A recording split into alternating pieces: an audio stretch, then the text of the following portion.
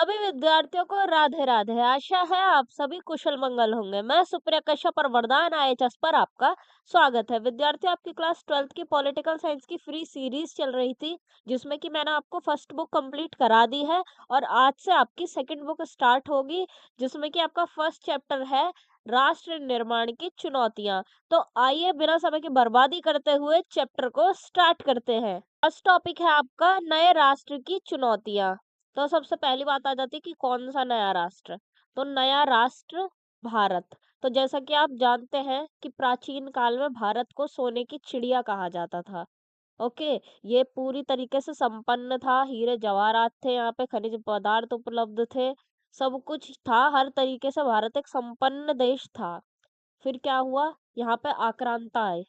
Okay, Afghan आए, मुगल आए, तुर्की आए, ओके, इस तरीके से काफ़ी सारे आक्रांता आए, उन्होंने भारत को लूटा, ठीक है?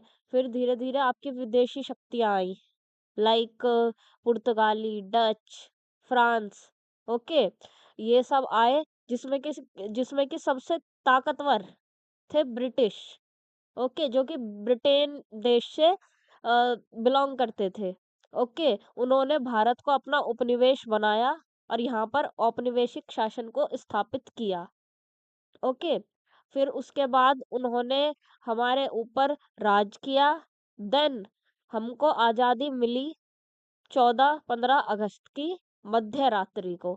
ओके, फिर ये आज़ादी तो मिली, लेकिन भाई इसमें जो है विभाजन भी हुआ।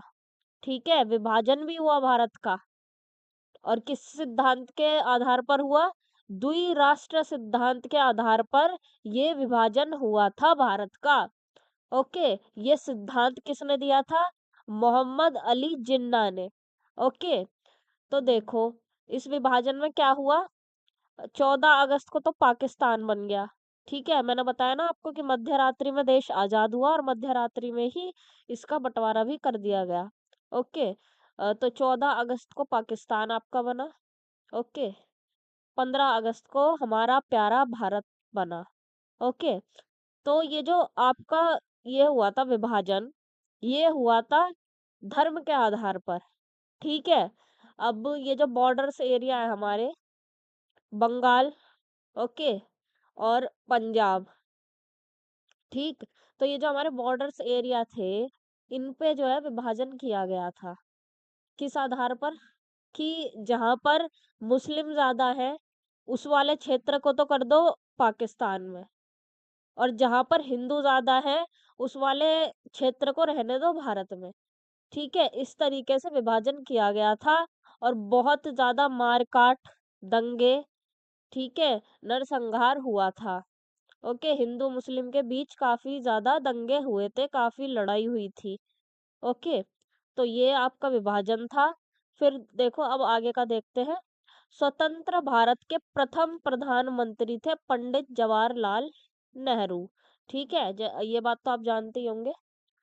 फिर विभाजन के बाद 25 अगस्त 1947 को, ठीक है, विभाजन के बाद 25 अगस्त को लाल किले, जो कि दिल्ली वाला पाकिस्तान वाला मत समझ लेना, लाल किला दिल्ली वाले से इन्होंने भाषण दिया।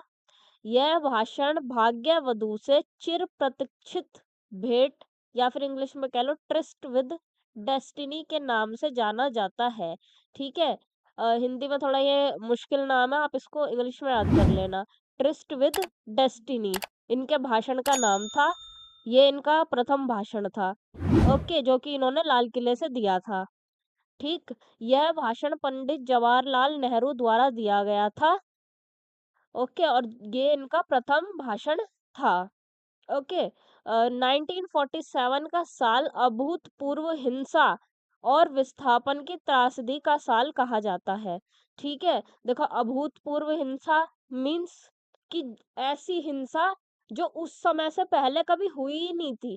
इतनी मतलब इतने ज्यादा लेवल की वो हिंसा थी।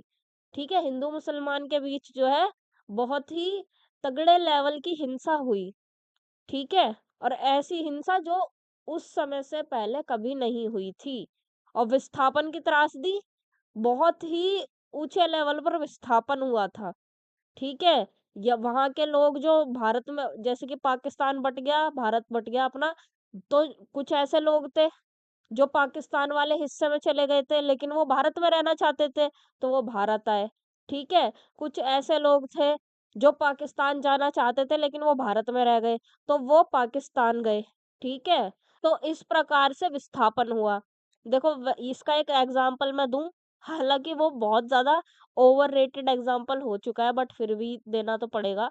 देखो जो गदर 1 मूवी है ना, हालाँकि अब तो 2 भी आ चुकी है, लेकिन गदर 1 जो मूवी थी, उसका जो स्टार्टिंग का जो सीन था, वो आप देख लेना, आपको विस्थापन समझ आ जाएगा, ठीक है? वहाँ के लोग यहाँ आए, यहाँ के लोग वहाँ गए, ट्रेन में ऐसे काट दिया लोगों को, सवारी भेजी जा रही है भारत से पाकिस्तान, पाकिस्तान से भारत, ठीक है? कितनी ज़्यादा मार-काट हुई थी, बलात्कार हुए थे, ठीक है? बच्चे, बूढ़े किसी को भी नहीं छोड़ा गया था मारने-काटने में, ओके?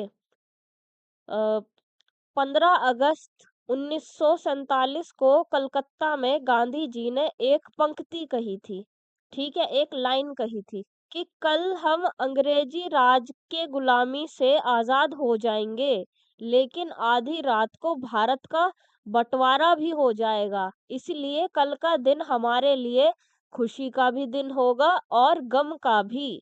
देखो, क्या कहा गांधी जी ने कि देखो कल जो है हमारे लिए काफ़ी स्पेशल डे है, क्योंकि कल हम अंग्रेजी राज के जो हम गुलाम बने हुए हैं, उससे हम आज़ाद हो जाएँगे। भारत हमारा आज़ाद हो जाएगा। ये हमारे लिए बहुत खुशी की बात है। लेकिन आधी रात को ही भारत का बँटवारा भी हो जाएगा। हमारे दिल का बँटवारा भी हो जाएगा भारत का। तो इसलिए ये दिन हमारे लिए खुशी का भी है और गम का भी है। ये लाइन गांधी जी ने कही। कब कही? 14 अगस्त 1947 को।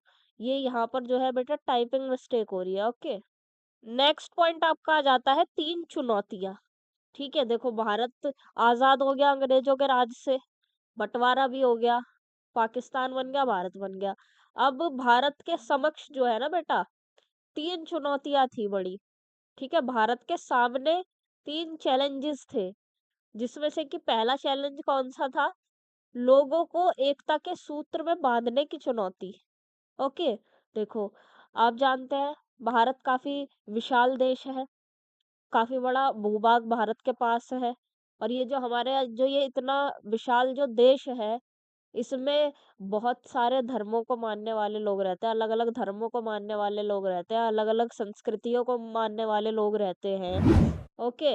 अलग-अलग भाषा बोलने वाले लोग रहते हैं, अलग-अलग कल्चर को मानने वाले लोग रहते हैं। तो ये जो इतने प्रकार के विविध-विविध प्रकार के जो लोग थे, ठीक है? जो विविध-विविध प्रकार की हमारे पास जनता थी, इस जनता को एक कैसे किया जाए?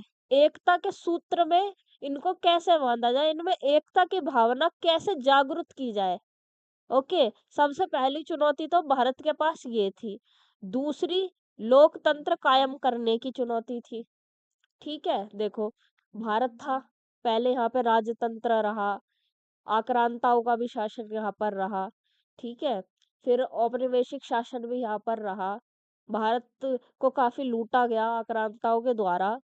तो जो हमारे जो देश के जो नेता थे, ठीक है? बड़े-बड़े हमारे देश के जो विद्वान थे, इन्होंने डिसाइड किया कि भई हम जो है हर प्रकार का शासन हम सह चुके हैं।